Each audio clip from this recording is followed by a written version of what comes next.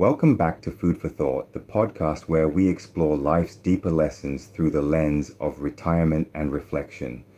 I'm your host, Larry Allen, and today I want to share a story that really made me pause and think about what matters most when we hang up our professional hats. There's an old saying that goes, when the game is over, both the king and the pawn return to the same box. And folks, that's exactly what today's episode is about. Picture this.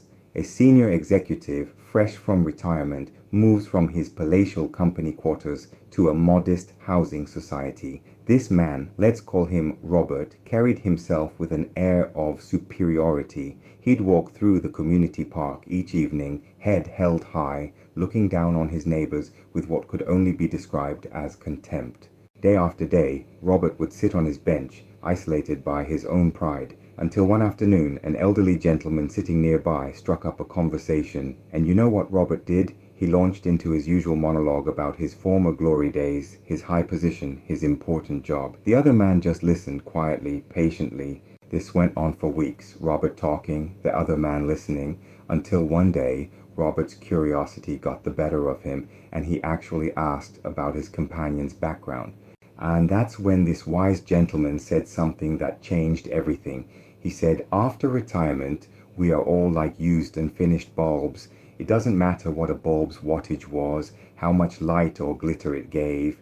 He went on to reveal that he himself had been a member of parliament for 2 terms. That man over there, a retired general manager, the gentleman in the spotless white, a former university professor, each of them carrying decades of experience and achievement, yet none of them feeling the need to wear it like a badge of honor. All used dysfunctional bulbs are now the same, he said. Whatever its wattage was, 10, 40, 60, 100 watts, it doesn't matter now. LED, CFL, halogen, incandescent. When they're finished, they're all the same. Now, I want you to think about that for a moment. How many of us define ourselves by what we used to do? How many of us struggle to let go of titles, positions, the recognition we once received? The truth is, there's beauty in both the rising sun and the setting sun, but we tend to worship the rising sun while barely acknowledging the setting one, and that's a shame because there's profound wisdom in life's transitions. I was reminded of some words attributed to Charlie Chaplin, who understood life's impermanence better than most. He left us with 4 simple truths.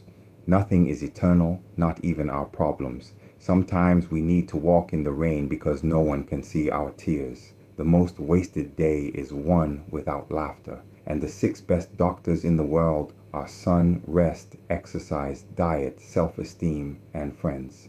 You know what really struck me about this story? It's not about diminishing our achievements or saying our careers didn't matter. They did matter. They shaped us, provided for our families, contributed to society.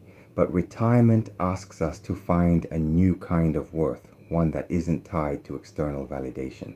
The gentleman in the park said something else that stuck with me. The day you understand this, you will find peace and tranquility. And isn't that what we're all searching for? Peace with who we are now, not who we used to be. I think about the 3 places mentioned in this story, the hospital, the prison, and the cemetery. Each one teaches us something essential. At the hospital, we learn that health is our greatest treasure.